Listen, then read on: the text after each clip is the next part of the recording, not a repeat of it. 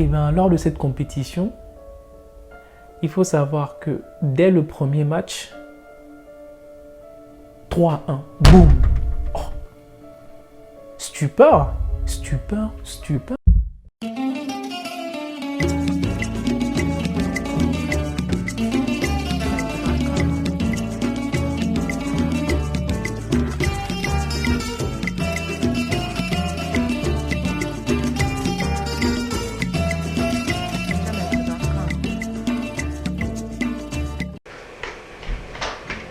Salut à tous, c'est Leslie, j'espère que vous allez bien. Aujourd'hui, nouvelle vidéo, nouveau sujet. On va parler d'une sélection que j'affectionne, mais de fou. C'est une sélection que j'ai d'habitude de suivre quelques matchs parce que ça passe aussi à 2-3 heures du matin, on est fatigué. Hein. Bon, je dis ça, moi je suis la NBA là jusqu'à 2h, 3h pour les Golden State, donc on s'en fout. Comme vous avez pu le voir dans le titre, il s'agit de la Colombie et qui Los Cafeteros. Donc la Colombie.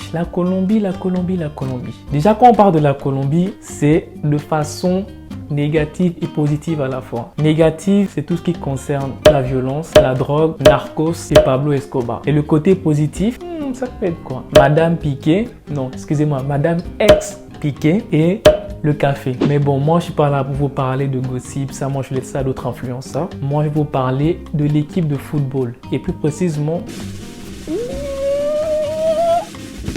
de la sélection 93-94. Donc à l'aube de la Coupe du Monde 2022 qui arrive dans à peu près quoi, genre, je crois 10 jours. Hein. La sélection colombienne malheureusement n'y participera pas parce qu'elle n'a pas pu se qualifier pour le mondial. Elle a terminé à la U2. 6e place du classement à un seul point. C'est dommage, c'est triste, mais bon, c'est la vie. Hein. Ils auront d'autres occasions de se rattraper lors des prochaines éditions. Mais moi, je vais vous parler là de la sélection, comme j'ai dit, 93-94. Il faut savoir que cette équipe-là, qu'on appelle la génération dorée pour certains Colombiens, c'était une équipe composée de 2 stars que beaucoup de personnes connaissent. Il s'agit de Monsieur Boucle d'Or Blond, Carlos Valderrama, et de son génie de gardien. Je vais bien prononcer son nom parce que c'est un gardien. Quand j'ai vu ses actions, je suis tombé amoureux de lui. À savoir... Monsieur René Higuita. Redknapp. Goodness me, have you ever seen anything like that in your life from a goalkeeper? Ahí está, señoras y señores. Lo digo. Armando Maradona que dice, ya está Higuita. El show de Higuita, ya se habían puesto de acuerdo. Il est incroyable. Il faut savoir que cette équipe-là, la saison 93-94 de cette équipe, il pratiquait un très très beau jeu de foot, mais un jeu magnifique. Et c'était à peu près semblable que le FC Barcelone, à savoir le tiki-taka. Voilà, il faut savoir que les Cafeteros se sont beaucoup inspirés de l'équipe de Johan Cruyff, à savoir le FC Barcelone qui pratiquait le tiki-taka. Ils ont remixé un peu à une sauce colombienne et c'était vraiment, c'est un beau résultat. C'était vraiment une très belle équipe, un très beau jeu, un très beau visuel. On va pas se mentir, c'était beau. Mais bon, félicitations. La compétition Copa América. L'équipe se présente très en forme, mais elle n'est pas attendue comme étant l'une des favorites. On sait que les favoris, ce sont les 2 mastodontes, le Brésil et l'Argentine. Et dans un troisième temps, l'Uruguay, parce que voilà, ce sont aussi des anciens vainqueurs de cette compétition. Et en se présentant à cette compétition, bizarrement, la Colombie a vraiment surpris beaucoup de téléspectateurs, beaucoup de médias, beaucoup de fans dans le foot. Ils ont terminé à la 3e place du tournoi, c'est-à-dire au match de 3e place. Ils sont arrivés en demi-finale, mais malheureusement, ils ont perdu.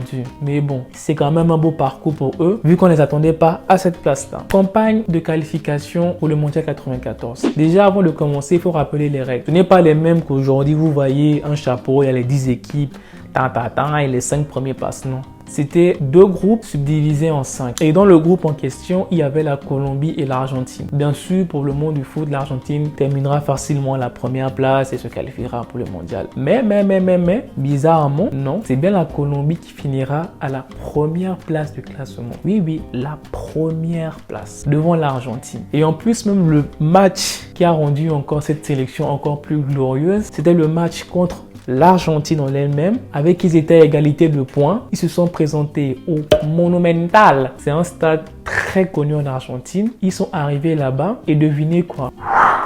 Mais c'était une rencontre sensationnelle. Dites-vous que l'Argentine s'est pris not one, not two, not three, not four, mais 5 buts. Ils se sont pris un 5-0 à domicile. Et pour la petite anecdote, il faut savoir que l'Argentine en elle-même, a été invaincue. C'est-à-dire qu'elle ne perdait jamais à domicile lors des éliminatoires. Elle ne perdait jamais, même bien auparavant. Ils se sont pris un 5-0.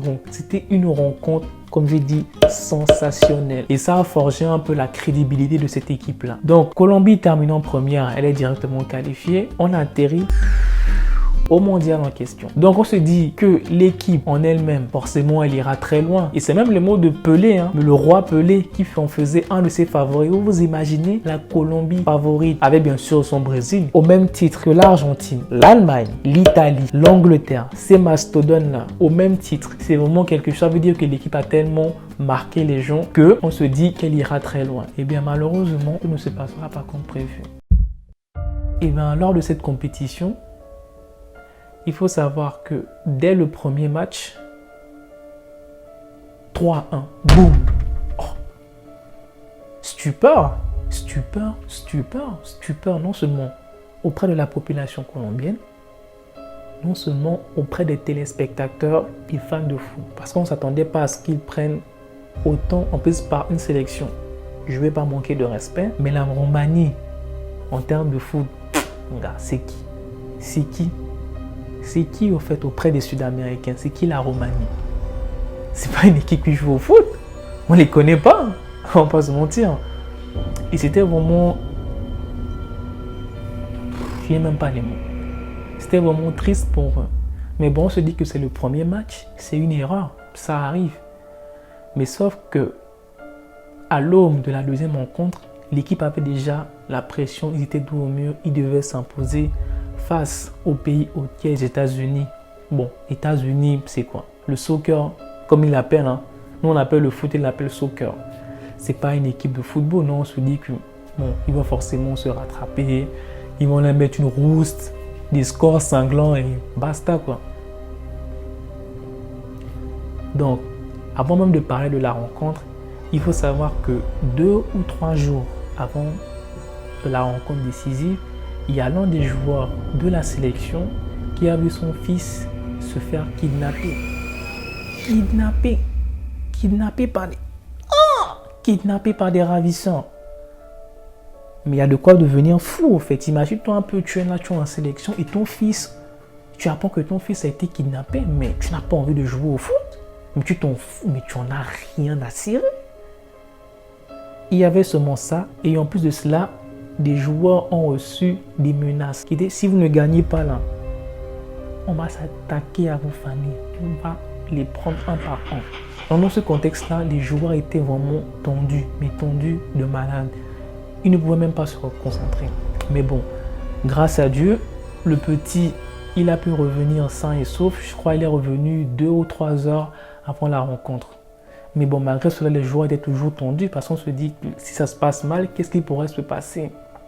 Et bah, la rencontre en elle-même va être catastrophique. Et l'un des joueurs qui va symboliser la défaite contre les États-Unis, qui est en plus une sélection pas attendue, et ben il s'appelle Andrés Escobar.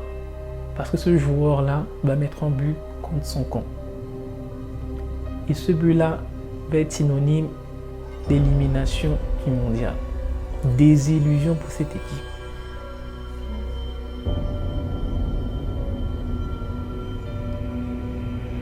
Donc le troisième match, bon, anecdotique, victoire face à la Suisse 2-0, mais élimination derrière. Donc forcément, les joueurs sont déçus. Et encore plus, la population, les Colombiens et Colombiennes eux-mêmes sont encore plus déçus parce qu'ils pensaient que l'équipe allait arriver, mais très très loin. Fin du mondial. Donc, au retour à Bogota, les joueurs eux-mêmes sont déçus de leur prestation. Ils avaient de la peine aussi pour ce qu'ils ont fait aux supporters. Donc dans ce sentiment-là, c'était vraiment pas la joie. Vraiment pas la joie. Et donc, l'un des joueurs dont j'ai parlé, Andrés Escobar, qui était responsable, selon la plupart de la population, de l'élimination de l'équipe, et ce joueur avait reçu une très bonne nouvelle. Il devait signer au Milan AC. Et donc, pour ce faire, il s'est dit, bon, moi je vais un peu profiter avant de repartir en Italie. Donc, il est sorti avec des amis dans un bar. Donc, la soirée se passait tranquillement bien. Mais sauf qu'il y avait 2 gars qui étaient assis dans le bar et tout. Donc, ils étaient tranquilles en train de boire. Ils étaient bourrés. Voilà, tu connais, hein. Tu prends 1, 2, 3, tu t'arrêtes plus. Et il a reconnu le joueur. Et donc, il est allé vers lui. Il lui dit, hey, Andrés, c'est à cause de toi qu'on a perdu. Hein. Fallait me marquer. Pourquoi tu n'as pas marqué et tout? Pourquoi tu as mis ton but contre ton camp? Et donc, Andrés ne voulait pas trop rentrer dans les détails. Voilà. Il s'est dit, bon, moi, je veux juste passer ma soirée tranquille avec mes amis et après me barrer pour aller à Milan, quoi. Donc, les deux ont commencé à discuter et ça a été vraiment très tendu. Donc, ses amis lui ont dit, hey, gars, c'est mieux que tu rentres chez toi, va te préparer, fais tes affaires et puis voilà, on se revoit plus tard. Donc, Andrés, lui, il sort du bar tranquille, tu vois. Et le mec, il le voit sortir, donc il le suit. Donc, Andrés marche tranquillement pour entrer à la maison. Le mec, il sort et le rattrape. Il lui dit, hey, Andrés! Et donc, le gars, il se retourne. Donc, pour savoir qu'est-ce qu'il y a, qu'est-ce qu'il veut encore. Le gars ne parle pas. Il vient. Ils sont son âme. Donc, les différents témoins commencent à crier, oh mon Dieu, putain, c'est quoi ça? Stupeur. Le gars, il tombe. Et tu te dis, bon, le gars a pris 3 balles. Non, c'est pas fini. Il vient encore. Il dit 4, 5, 6, 7, 12 balles. Il s'est pris 12 balles. Et à chaque fois qu'il tirait, en fait, il criait goal. Goal, goal, goal, goal. Mort. Et le mec, après avoir fini de faire ça, il retourne tranquillement dans son bar. Il continue de boire tranquille. J'en ai rien à cirer. Mais bon, il s'est fait arrêter le lendemain par la police. Et son nom, c'est Humberto Muñoz Castro. Voilà, là, il est actuellement encore en prison pour le meurtre d'Andrés. Et déjà, il faut savoir que la Colombie en elle-même, à cette période-là, vivait sous dictature. Non seulement elle vivait sous dictature, et en plus de cela, elle était gangrénée par de la violence et par de la drogue. Donc, les joueurs de la sélection en eux-mêmes, après avoir appris le meurtre d'Andrés, de leur coéquipier, ils se sont barrés, quoi. Certains ne voulaient même plus jouer au foot. D'autres ont pris la fuite, comme j'ai dit, sont partis. D'autres se sont cachés dans les endroits très reculés pour ne pas être retrouvés parce qu'ils avaient peur, c'est normal, pour du foot. Et en plus, petite anecdote avant de conclure la vidéo, il faut savoir que Andrés Escobar, lors de son retour à Bogota, il avait exhorté un de ses coéquipiers qui voulait décompresser pour aller en boîte et profiter avec ses amis. Il lui a dit, gars, ne sors pas. On a reçu des menaces de mort. Reste chez toi, laisse le temps que l'affaire s'écoule et puis après tu pourras profiter de la vie. Mais sinon, je t'en supplie, ne sors pas. Mais ironie de sort, lui-même n'a pas suivi ses propres conseils. Et même, je peux faire même un petit parallèle par rapport à ça. Aujourd'hui, au fait, je remarque que sur les réseaux sociaux, il y a beaucoup de personnes, au fait, très émotives, mais très émotives, qui n'arrivent pas à se canaliser. Ils en viennent même à insulter le joueur, insulter les proches, même insulter même parfois ses propres supporters, juste pour quoi? Du football. Les gars, le foot, ce n'est qu'un sport. On ne peut pas se permettre de dépasser les bords. Il y a des limites à ne pas franchir. Moi, après, je me mets à l'intérieur. Je suis très émotive quand il s'agit du FC Barcelone. Mais jamais je peux me permettre de me lever, d'aller insulter les joueurs, d'aller insulter la famille de l'autre. Pourquoi, en fait? Il y a des moments où on peut gagner, il y a des moments où on peut perdre. Ça fait 7 ans qu'on ne gagne plus la Ligue des Champions. Je peux m'énerver, je peux même crier et tout. Mais non, je ne le ferai jamais parce que je respecte ces joueurs. Donc les gars, je vous en supplie, mettez des barrières. Mettez des barrières. Le foot n'est qu'un sport et rien d'autre. Parce que dès qu'on finit là, on a notre propre vie aussi. Il faudrait qu'on apprenne à se calmer et qu'on apprenne à aimer le sport qu'on aime de façon civilisée. C'est la fin de cette vidéo. J'espère que vous avez apprécié. J'espère que vous avez aimé les anecdotes que je vous ai racontées. Je vous sortirai de temps à autre quelques vidéos de ce style, vous faire redécouvrir quelques histoires cachées dans le football. N'hésitez pas à liker, à commenter, bien sûr, partager le football dans la joie et dans la bonne humeur. Allez, ciao!